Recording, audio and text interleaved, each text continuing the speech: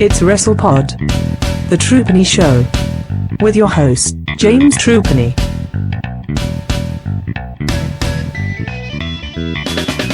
Hello and welcome to the Troopany Show and the Beginner's Guide to Japanese Wrestling. Today we're looking at something very different indeed, and it's something that I wanted to look at for a while, and it's something that fascinates me and something I'm a massive fan of, and I'm not really sure why. And to join me to dissect this thing is Chelsea Spollen of ShouldersUp.net. How are you, ma'am? Doing okay, you know. Sunday, watching wrestling, podcasting. Good way to go. I think so. I agree with that sentiment. So the subject for today is FMW, Frontier Martial Arts Wrestling. Now, we looked at Atsushi Ohnita as an individual in the first chapter of these shows. And I was looking for some cards to review from 1990, because we're kind of going through the important things of 1990. And FMW shows are noticeable for a couple of things. One, there's loads of video out there you can find really easily via YouTube, one thing or another, because I don't think anyone's really bothered to tie up the rights to it.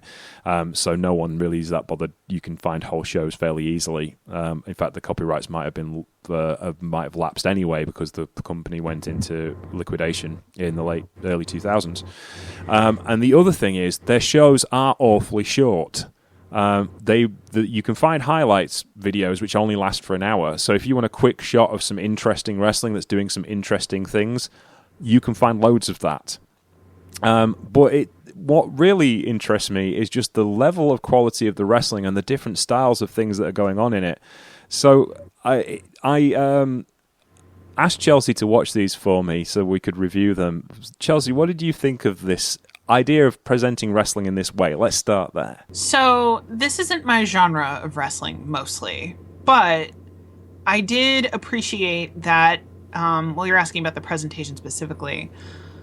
This kind of had like a summer outdoor sports festival sort of vibe, and that was cool. I don't know that I was expecting it to have the level of diversity that it did. The card is all over the place. Like, there's a little something for everybody, I guess. I think we talked a little bit about the podcast that we did about Ohnita, where we talked about how he sort of like got the scrappy underdog quality.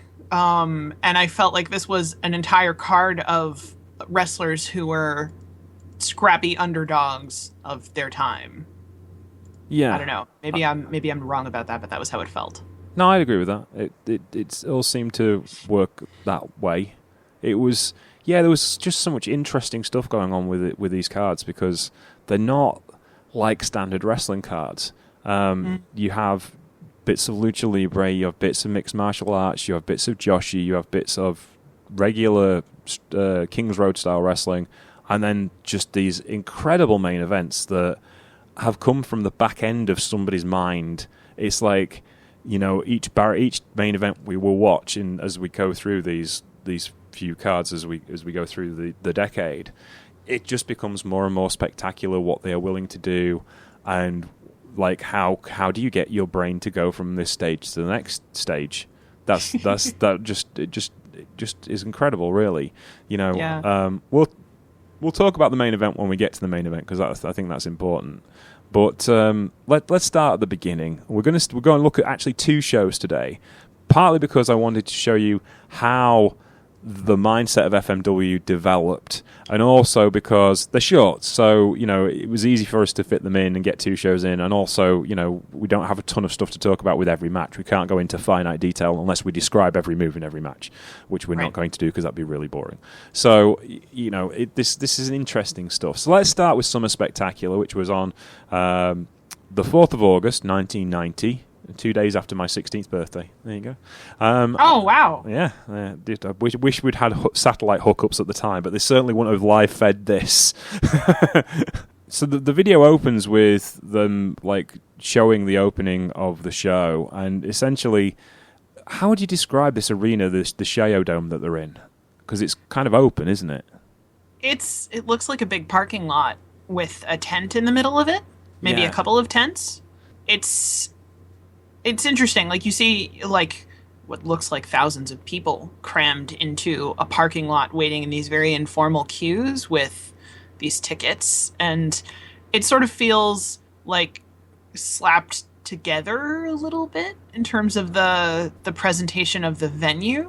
Yeah. But I know that it can't have been too badly organized because they got, what was it? You said 7,000 people in there or something? No, sorry, it says 3,000. Yeah, there's the attendance is on the video listing is 3,000 fans. Cage match listed as 4,520, but I guess that was papered. So I guess we can say 3,000 paying customers.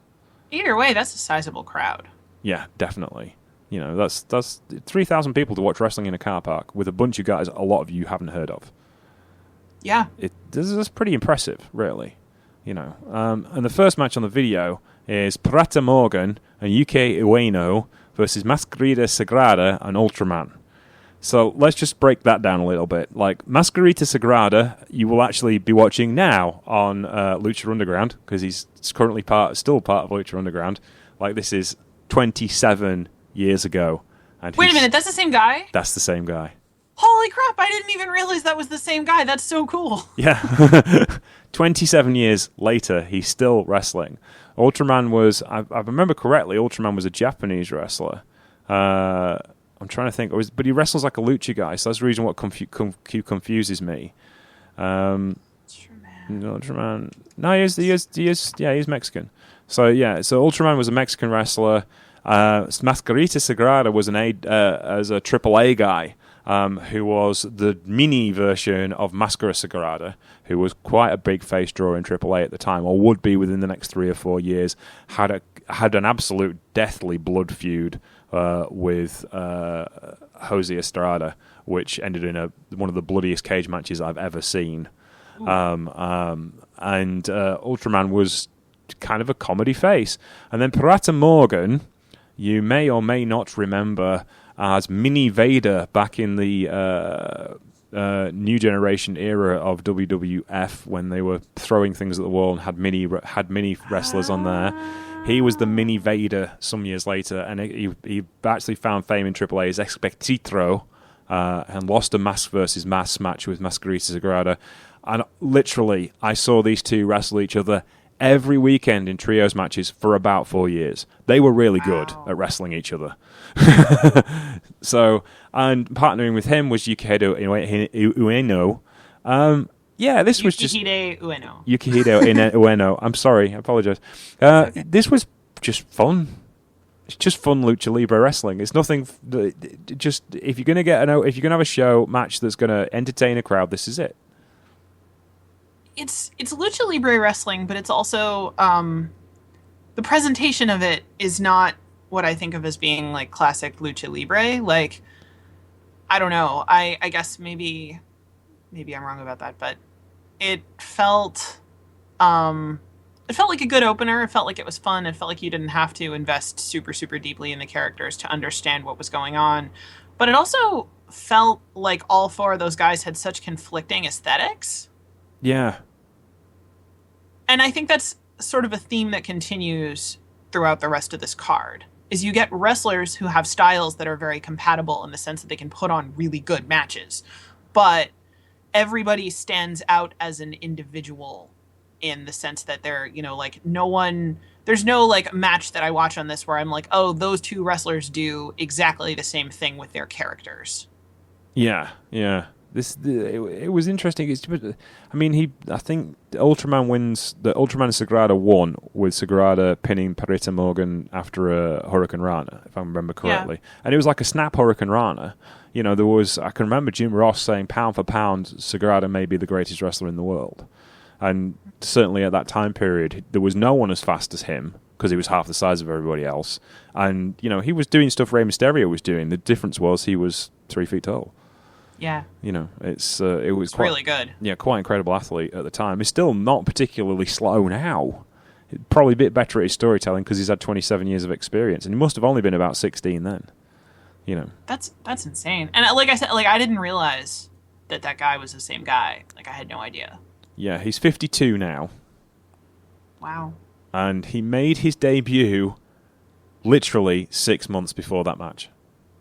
Wow, he's incredible. Yeah. Then. Like, there's none of that stuff you see with really green wrestlers in this match at all. No, definitely not. And then we moved on to an all-European women's title match. When I live tweeted this, and James Finnan, who's one of our regular listeners, asked me what this belt was, because I tweeted out the smallest championship belt in the world. Well, it was the all-European women's title. There you go. Now you know.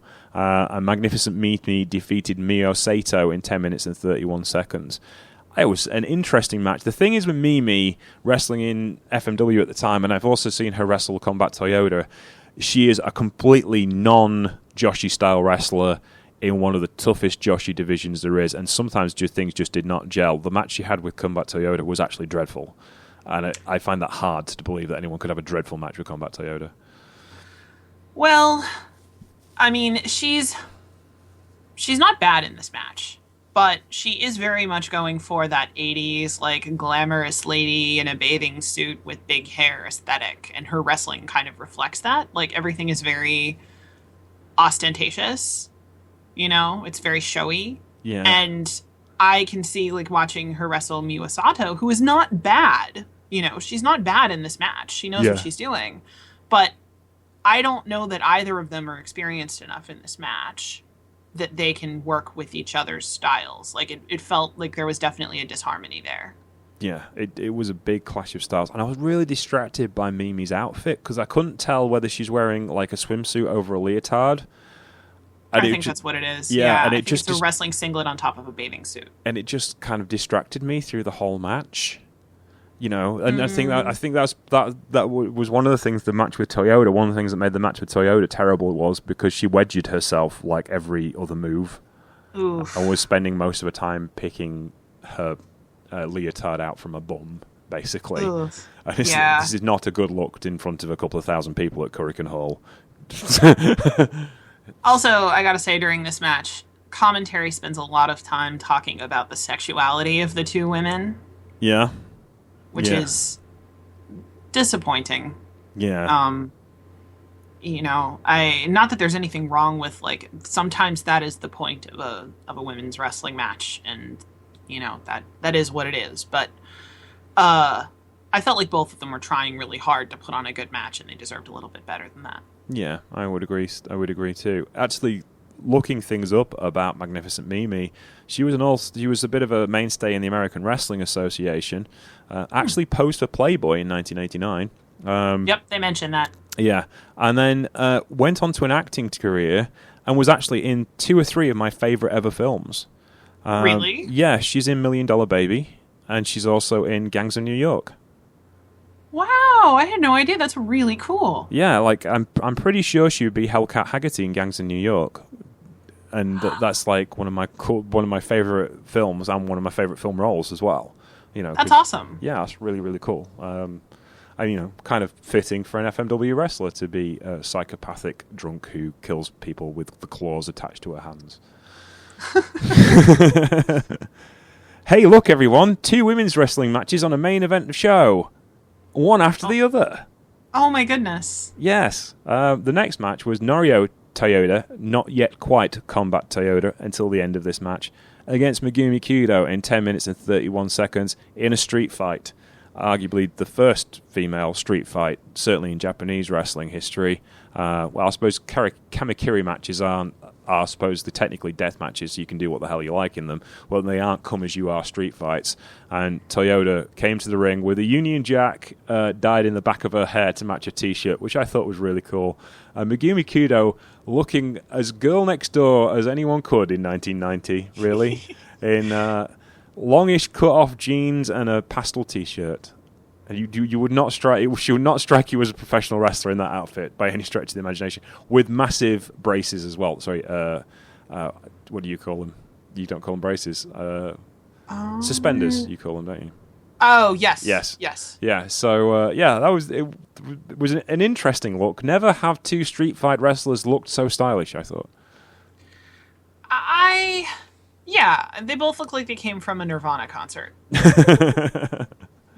And this would have been a few years before that, I think. But yeah, it's they also it was the women's match where the women looked like they could actually move around, and they did. This was just like, what absolutely stuns you is the start of this match, because Toyoda comes to ringside, she's looking up at the ring. Kudo looks at her, just grabs the top rope, and then just flings herself at her with a tope straight over the top rope, straight onto Toyoda, and the match starts. And they knock the 7 bells out of one another. The storyline of this match was Toyoda and Kudo have been tagging together, and they've been beating the hell out of the FMW regular army until Kudo pointed out that maybe this wasn't the way of going about things, and then Toyoda just ripped into her. And so this was a grudge match of all grudge matches in FMW at the time, and it set the tone for the division, I think. And I mean, like, in my opinion, and I realize not everyone's going to agree with this, but in my opinion, this is the best match on the show. Like, this is the most interesting. But I'm biased. I tend to like the women's matches the most. But this is like you might be hardcore, but you're not Megumi Kudo and Combat Toyoda fighting with a chair in the middle of an enthusiastic audience hardcore. Like, they just beat the crap out of each other. And if that's all you've seen them do is the street fighting stuff that they do, which is really, I thought, pretty good. Maybe you don't realize how skilled those two are as wrestlers and as technicians. Yeah. But they're also, as it turns out, really, really excellent wrestlers, just on a technical level. So the fact that it was the two of them having this match where they're just like unleashing on each other, and then they have those skills to back it up when they get back into the ring is really cool. Yeah, it is quite remarkable, really. I love this match. Absolutely adore this match. I love Kudo and Toyoda. I will scream long and hard about how great Toyoda and Kudo are. And I think this is possibly the reason why I like FMW so much, is because I'm absolutely fascinated by these two wrestlers.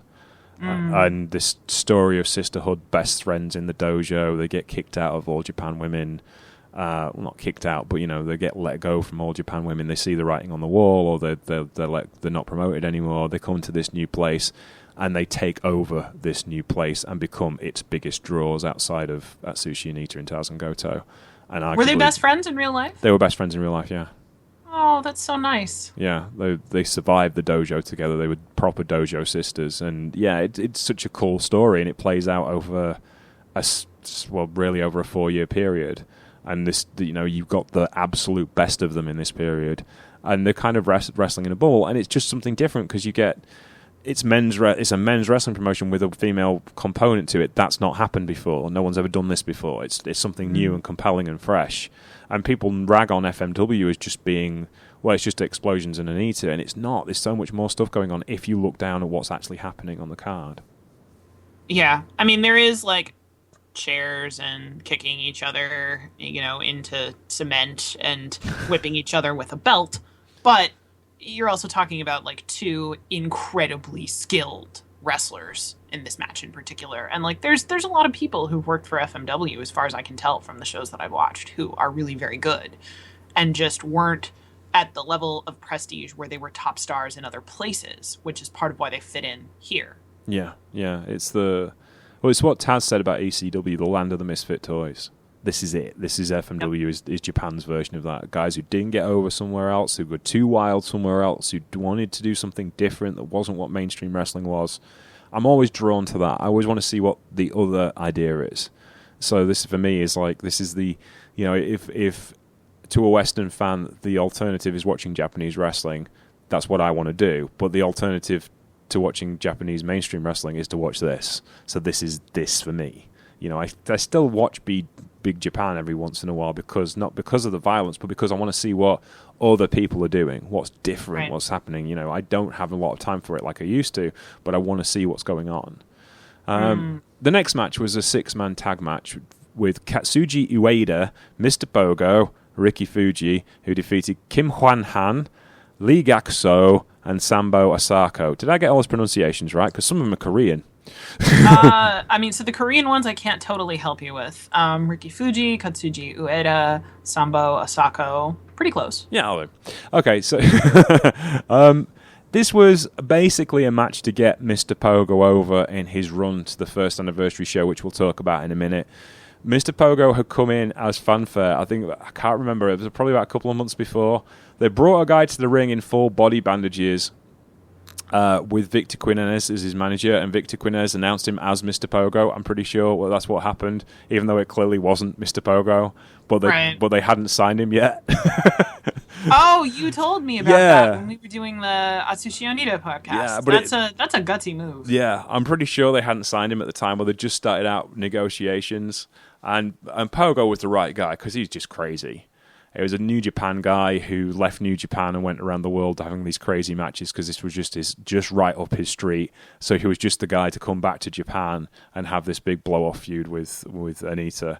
And this match was just there essentially to get Pogo over in the FMW environment, which at the time featured a lot of mixed martial artists. And Kim Hwan Han, Lee Gak-soo, and Sambo Osako were prime examples of that. Which meant this match wasn't by any stretch of the imagination technically proficient. Nope. What did you think of it? This is a grab bag. It felt like somebody reached into a mystery bag of like pulling out whatever came out and then just threw it into a match. And that's not necessarily bad, but it is very weird. Like, you have these guys who are very proficient martial artists, and then you have these guys who are, straight wrestlers. And I'm going to say tension between those two styles is not always guaranteed to produce something that is gonna work.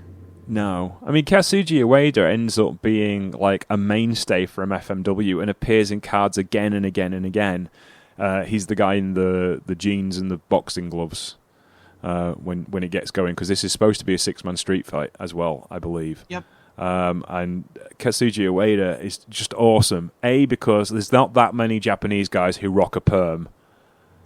Let's be honest. And he's in a regular wrestling match, but he's wearing boxing gloves because he's throwing punches, and he's allowed to throw punches so long as he's wearing boxing gloves. He's now 71 years old, by the way. Just to give him some age. If he's 71 now, he was in his mid-40s then. Wow. Yeah. So he's throwing some leather though around, and it's just interesting from what it is. And actually, Ueda's probably most successful of those mixed martial artists who end up having a wrestling career in FMW, because he knows how to sell and he knows how to make a match work. After a while, he gets good at it in a bit. And then before that, Mr. Pogo comes over strong. He's the win. He takes a pinfall. Ricky Fuji kind of keeps the match together into some semblance of sanity for what a wrestling match should actually look like. So he's well worth having Ricky Fuji in anything. But Ricky Fuji, you kind of look at Ricky Fuji, and here's a guy, he's Canadian. He trained in the Stu Hart dungeon, didn't really catch on anywhere else. And FMW, I guess, is the last chance saloon for him, and he ends up having a pretty successful career there. I think the Land of the Misfit Toys aesthetic, definitely applies. Bunch of odds and ends. Yeah, and then in the main event, the WWA Brass Knuckles Heavyweight Championship, that was the championship, which was kind of influenced by the old NWA Texas Brass Knuckles Championship, which was basically put together for a couple of wrestlers they didn't trust to put the World Heavyweight Championship on, but were massive draws. Anyway, so the Brass Knuckles Heavyweight Championship from the WWA was defended successfully, as you possibly imagine, by the boss, Atsushi Ohnita, against Tarzan Goto in a no-ropes exploding barbed wire death match. This is a tough one for me to watch. All of them are, I think, like all of the matches of this genre. Yeah. Because when they say exploding barbed wire, they're not kidding about those things. Those are real things. Yeah, I will explain that this was the first one of this particular type of match. They'd had barbed wire matches before, and they'd had no rope barbed wire matches, and this is the first time they'd laced explosives into the barbed wire, which is understandable because they were still trying to figure out how much punishment you could take and what would set anything off. And in the opening hookup, Ohnita sets one off by accident just by brushing his leg against the barbed wire, and that was when they both went, "Oh, okay." And you could see looks on their faces because they were both kind of shocked and didn't expect it to happen. Yep. But for 11 minutes and 14 seconds. By the way, this is a death match. There was no pinfalls. It had to be a knockout to decide the winner. It was the bumps were nowhere near as big as they would end up being in the following matches, and this was the first time they'd done this environment. And like you said, it is hard to watch for a first-time viewer, and I wouldn't recommend this to anyone unless you are pretty indifferent to major violence, because this is probably as violent as wrestling as you're going to see. And yeah, it was. They got a lot of movement in there, and this is where kind of like the psychology of this style of match really became prominent. It's interesting too, because like I'm watching it and I feel like I'm watching the template for CCW. Yeah. Like it. I don't know. The blood and guts stuff is not really my aesthetic, but it is interesting to see these guys figuring out how to tell a story with it. Yeah, you can't just like beat somebody up right at the very beginning and then have him like you have to build the tension, and then you have like these moments where the thing that's engaging is that one of the guys gets zapped and then keeps going. Yeah. Mm-hmm. You're sort of like, who's gonna actually last until the end, and is somebody gonna die? Well, no one's gonna die, but that is obviously a worry. Well, I know that now, but the audience know that watching this match. Yeah, and I think that's possibly what something of the draw. There was only one match idea that got turned down in the end, and they actually did promote it, which was a glass cage match, until someone pointed out you could actually die. Yeah, that sounds like a bad thing. Yeah, and they didn't bother doing it in the end. You had those broken glass pit matches, where you can protect yourself from the bump, and yeah, they were all pretty ridiculous. But this was the first in that step down the right. We've taken down the ropes. We've taken down the regular ropes. We've replaced it with barbed wire. What can we do next? Well, the next obvious thing is to put explosives in the barbed wire. And it's like, well, how did your brain go from that to that? But. But I mean, the match was really interesting just because of like that psychology, and there's also the psychology of Tarzan Goto. Now, Tarzan Goto had come over from All Japan Pro Wrestling, where he was quite the draw and had potential to be a really big draw, but wasn't going to be the same level as Kawada and Teiyu and Misawa.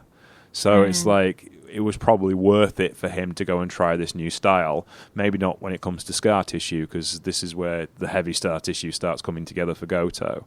And he started as a protege. In the storyline, he started as a protege to Ohnita.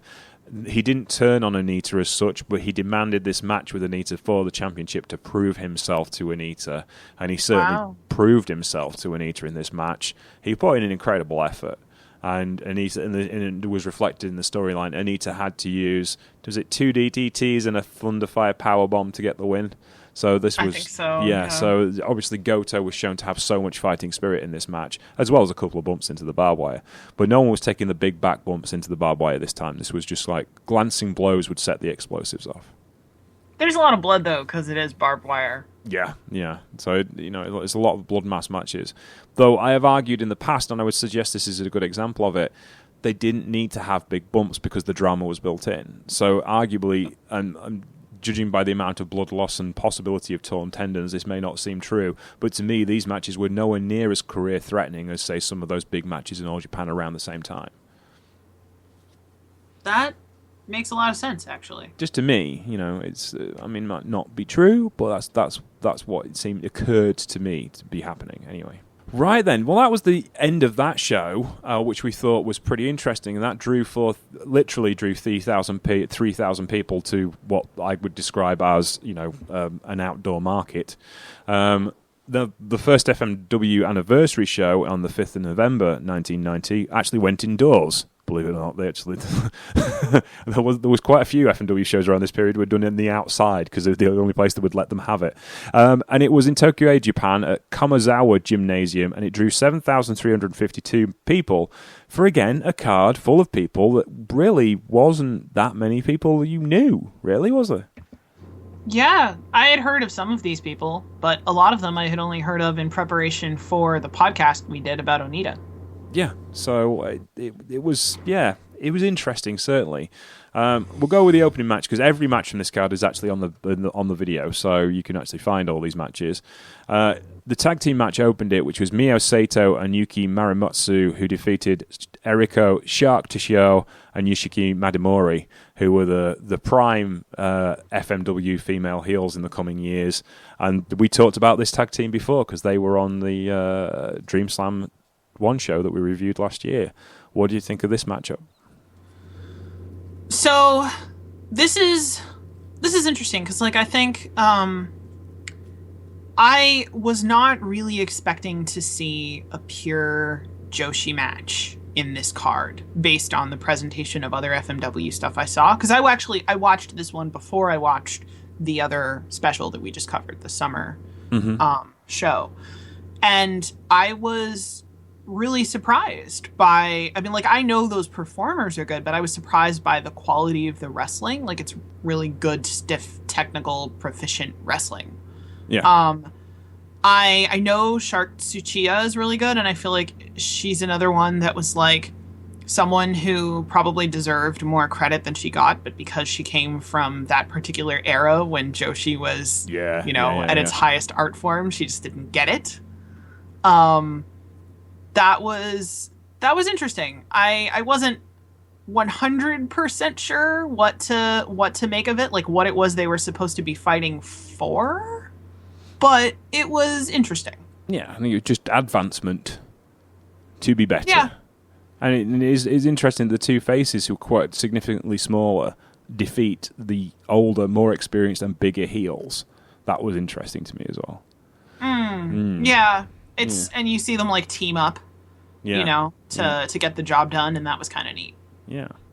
Okay, then. The next match after that was Billy Mack and The Shooter, who defeated Akihito Ichihara and Riki Fuji in a match that was fairly nondescript, but was a bit more closer to a traditional professional wrestling match. This was kind of hard to sit through, not because it was like grotesque or anything, but because I didn't really understand the point. Good point, really. That's pretty much it. It was there. It happened. Shall we move on? Sure. Okay, then. Now, talking about a mismatch of styles. Now, you remember Lee Gak-so and Kim Hwan-han, who were the Korean guys who were in the last match who lost to Mr. Pogo, and last card who lost to Mr. Pogo. Well, on this match, Lee Gak-so tagged with Ultraman against Kim Hwan-han and Yukihiro Ueno in a match that lasted 12 minutes and 24 seconds, which was, as they say, a different style match, which had a lot of kicking in it and a lot of lucha in it, and this was maybe an experiment too far. It felt to me like beforehand, when it came time to call the match, like everybody was like, okay, what is the thing that I know how to do really well that you also know how to do? And the answer was, everybody can kick things. Yes. Because I feel like, I mean, I've seen Ultraman a couple of other times. Like, that guy can do some really seriously cool, deep lucha arm drags. But I don't know if the other guys in this match would have gotten into that. And the pure martial arts stuff, when those two guys are in the ring together, it works. But I don't know how easy it is to blend pure martial arts with all that stiffness and all that quickness, and where the emphasis isn't so much making everything look cool as much as it is, actually doing damage or looking like you're going to do damage. Yeah. With the flashy lucha style. Yeah, it kind of takes things out the moment, really, doesn't it? You have to be a really pretty exceptionally skilled wrestler, I think, in both of those styles, probably, to make them work. Because there are guys that make that stuff work now. Yeah. Like I think of Alberto Del Rio as being somebody who blends a lot of the classic lucha stuff with really cool MMA stuff. And that's what makes him an engaging performer, is that he'll do the lucha stuff, but also you can totally believe that he could kill you. But that tension is not always like going to generate that kind of result. You could also think of Phoenix, who mixes like that striking style with lucha libre. Yeah, and Pentagon as well. Pentadon Dark. Sorry, I should say those three guys really do that. I guess these guys were the blueprint for that. But there's a long road to get from there to here. Yes. Yes. The next match was Combat Toyoda versus Beastie the Road Warrior. In 10 minutes and 20 seconds, and there was a title change for the vacant WWA Women's title. This really wasn't very good. It's Combat Toyota's worst match that I've seen, and it's not her fault. No, not by a long, long way. I have no idea who Beastie the Road Warrior was. I'm going to do a quick Google search whilst we're talking and see if I can find out. But yeah, it was just like, it was someone trying to wrestle traditional North American women's wrestling style, and it just did not happen, did it? Actually, there we are. The lady in question is called Kelly Favara, and she was from Gorgeous Ladies of Wrestling. I was just going to say that her aesthetic looks like something out of Glow, so that makes perfect sense. Yeah, so this is really weird, because like Glow was essentially, for those of you who don't know, Glow was a TV show based around women's wrestling. The women's wrestlers were all models and actresses who were trained by Mondo Guerrero. They had no wrestling experience whatsoever, and they put together a wrestling show. It is the prototype for the Divas era. Yeah, it is exactly what they did. They had a bit more sense of comedy about it, and they had a bit more sense of drama. And obviously the promos and things were really, really good, because all the women involved were actresses and models, so they knew what they were doing about getting a story over. So there was some really interesting and subversive stuff going on, really, as well, with that particular show. And it did bleed out occasionally into the real wider world of wrestling. But Beastie the Road Warrior clearly did not have enough experience to be in this particular position, because she'd been used to beating the hell out of people, and you're not going to do that to Combat Toyoda. I mean, you might be able to do it to Combat Toyoda, but you're going to lose a limb. But yes, so this was not good. But yeah, it got the WWA Women's title off to a start. Not a cracking one by any chance stretch of the imagination. So let's move on to the AWA World Light Heavyweight Championship. Now here's the thing, okay? Katsuji Ueda was the champion going into this match, where he defended and lost the title to Jimmy Backlund in a mixed martial arts match. So Katsuji Ueda is a stand-up fighter. He's a kickboxer fighting a pro wrestler of an interesting nature, to say the least, for the AWA World Light Heavyweight Championship, a highly respected title around the world. So how they got the license to the IWA World Light Heavyweight Championship, I have no idea. And whether Nick Bockwinkel had any say in the matter at this particular point. It was 1990, and the AWA was on the down low at the time. I think they'd just run out of steam at that point. And as it was late 1990, I think probably the AWA didn't care, nor did they legally exist at the time. So I suppose this was just what was happening with the championship belt rather than the AWA. And yeah, this was interesting, to say the least. It kind of showed how much the mixed martial arts style had bled into FMW as a promotion. It certainly happened. You didn't like this, did you? It's a very awkward match. Like when I was watching it, I was very tired, and I kept nodding off, and I had to keep going back and restarting it to really watch all the way through the whole thing. And I kept looking for the payoff for doing that, and there wasn't much of one. It's not. I mean, like, I don't think it's that either of those guys are bad. I think it's that neither of those guys had really figured out, or maybe didn't have the time to figure out, how to work with each other. Yeah, and make this interesting. Yeah. Yeah. Okay, we'll move on to a singles match, which was just a singles match. In fact, it was a grudge match. Rayburn Amada was another one of the invading forces from AJW who'd made their mark in the promotion of FMW with Megumi Kudo and Combat Toyoda, and it was Amada who turned on Kudo at Kurikan Hall when Kudo turned face. So this was a straight-up grudge match between two people who, in the storyline, did not like each other, and it showed. This was, I think, possibly the best match on the card.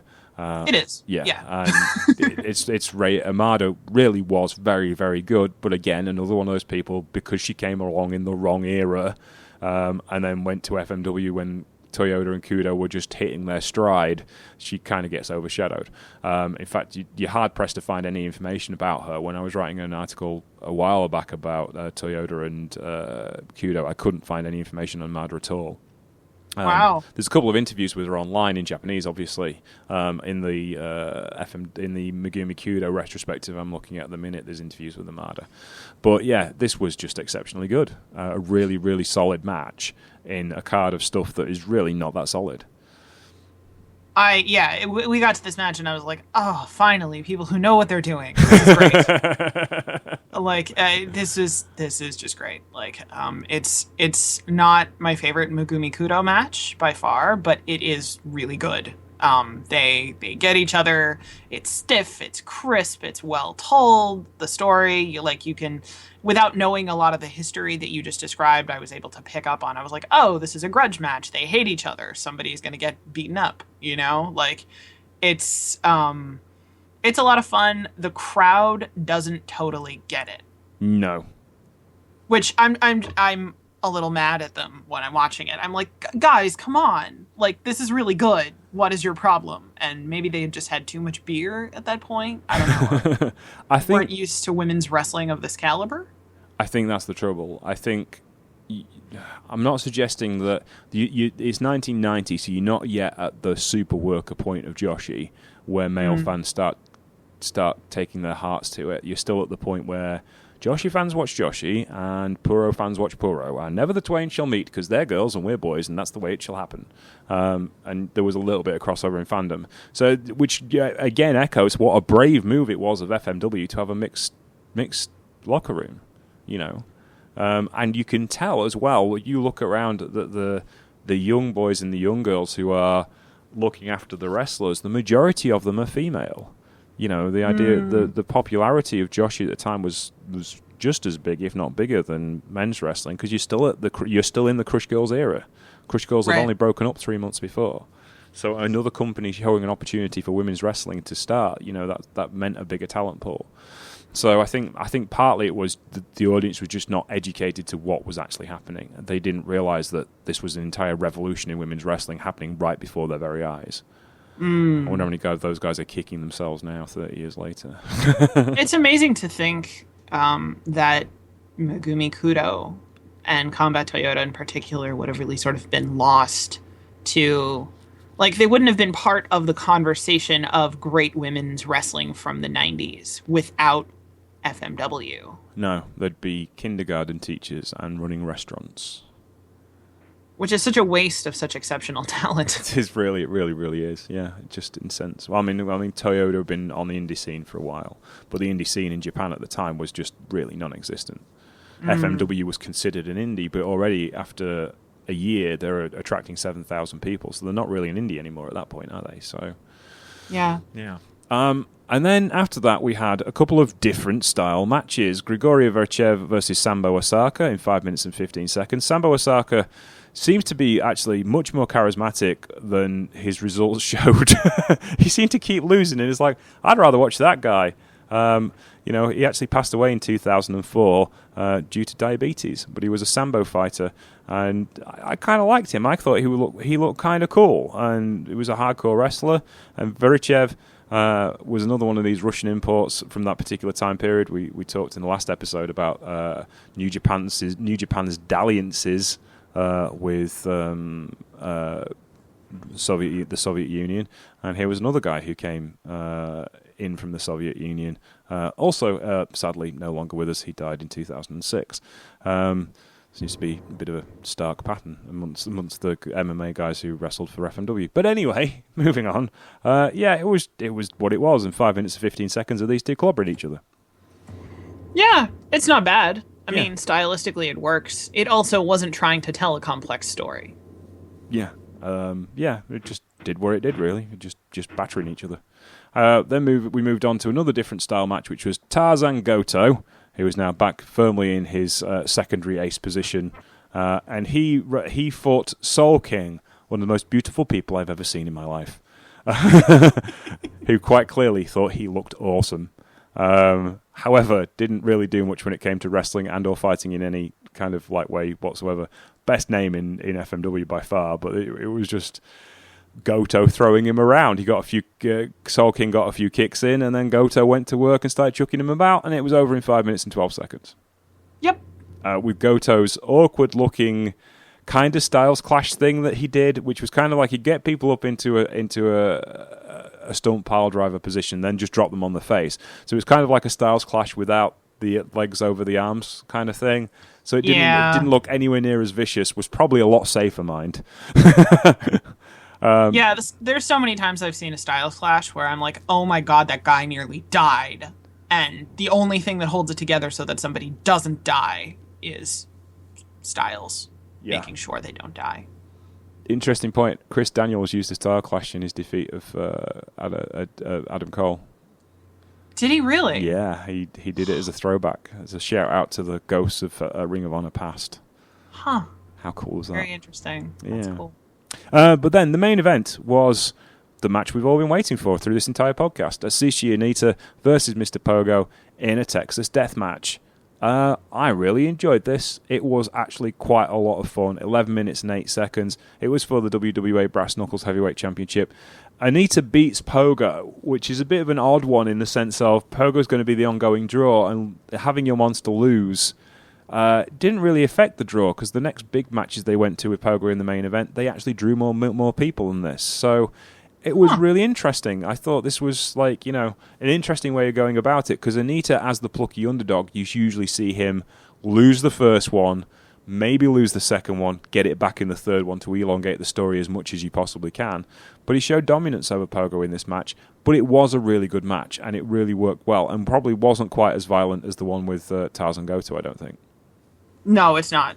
It's much more watchable for somebody who's a bit squeamish like me. We haven't broken you yet, though, have we? No.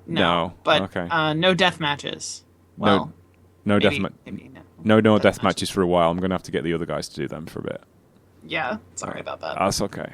You are coming back for Kudo versus Toyoda in the exploding barbed wire match, though, aren't you? You're gonna have to watch. Well, that. Yeah, but that's compulsory. You don't skip that one. You're 3 or 4 years away from that yet. In this particular part of history, probably only about a couple of months away from watching that card. But we'll get to that anyway. That's okay. It's worth it. Yeah. This match was kind of like where I see Ohnita being. This one even more so than the Goto match. The Goto one was kind of confused in psychology because it was two faces, but Pogo's a proper heel, and Ohnita is a proper face and has the opportunity to be a proper face. And you start seeing those facial expressions that mean so much to the Japanese fans. You start to see the openness and the storytelling and the how good he is at having a very real human connection with the fans that are in front of him. And that's what really makes this match for me. This entire approach of like trying to do something that's very, very different within the Japanese wrestling culture. It's much more like a traditional match, and it's a lot more fire to it. It's all about fire. There's not a lot of great wrestling in it, but it's about how you present yourself, and that's what's really important as FMW is concerned. You can actually really take away the trappings. You don't need the barbed wire and the explosives. All you need is Ohnita and the right opponent and that way of being able to sell this product. It's very much more about emotions than any other Japanese wrestling company at the time, I think. That's interesting, because I feel like a lot of the Japanese wrestling that I've watched from this period, I agree, like a lot of it can be very stiff and sort of clinical.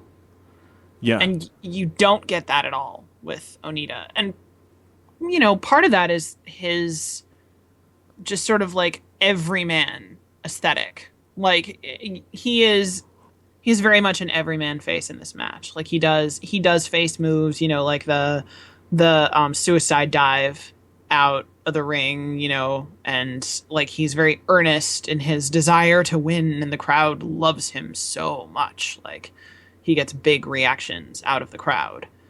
And it's interesting because I feel like there's the modern aesthetic of what a baby face is supposed to be like doesn't really allow for somebody who is quite this kind of relatable. Yeah, no, I understand what you mean there. That guy looks like he walked out of a factory job and put on some knee pads and went to wrestle. Yeah, it is. That's it, isn't it? He does not look out of place. If he was sat in a bar, you could see him as a construction guy working on, a bridge in Tokyo. He's that guy. He doesn't look that much different to the people who are actually watching him.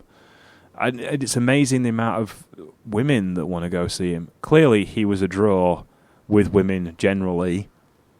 According to rumours, several thousand women, apparently. I mean, it's not my personal taste, but I could see it. Yeah. He's got that like, hey, I've got a story to tell kind of thing. Yeah, there's a world wornness about him, isn't there? There is a story on his face that people want to find out about. And, there's a lot of women go to these shows, a lot of young men going to these shows, very impressionable young men by the looks of them. This is the age of this. This is a different demographic set to what's going to watch All Japan Wrestling, and a very different demographic set to who's going to see New Japan Pro Wrestling. Those fans are older. Those fans appreciate a good sporting contest. This is very much about emotions and grabbing the hearts of the fans. This is shock and awe wrestling. I think that's probably the best way I can think of it. It's not just about the shock of watching these guys bleed, but it's also about the awe of the occasion and the characters that are really, truly larger than life. In many respects, it's much more like North American wrestling and European wrestling in that sense of spectacle and character. The wrestling's secondary to what you're actually trying to achieve. But, that's not necessarily a bad thing, because that's where they found their place. And maybe that's where we're getting to the point where, how did these guys draw 7,000 fans to a card that people care so little about? No one on Cage Match has even rated it or given it a comment. That's amazing. This seems to be a card that happens in a vacuum. No one wants to watch this match, but 7,000 people were willing to go pay and see it at the time. It's quite remarkable, really. And FMW gets bigger in the next 12 months, and I'm sure we'll look at the second and third anniversary shows, because they show the biggest growth. Because at the second anniversary show, they get an even bigger crowd, and at the third anniversary show, they make their first trip to Kawasaki Baseball Stadium. So essentially, in 3 years, they've gone from being struggling to fill Kurikan Hall to filling out a baseball stadium. And that's very, very impressive, with a roster that is slim, to say the least.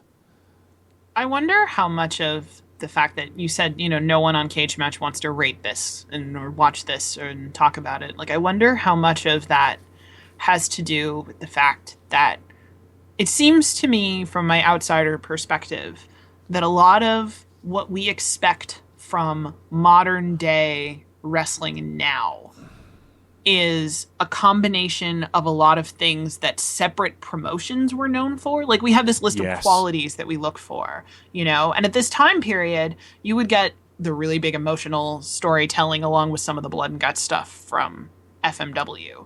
That's oversimplifying it a bit, but you know what I mean? Like, we have all this stuff that we demand now for something to be a complete product, that at the time, that stuff existed in 1990, but it was all separate. It was scattered around in different places. Yeah, and I think as well, fans were willing to forgive.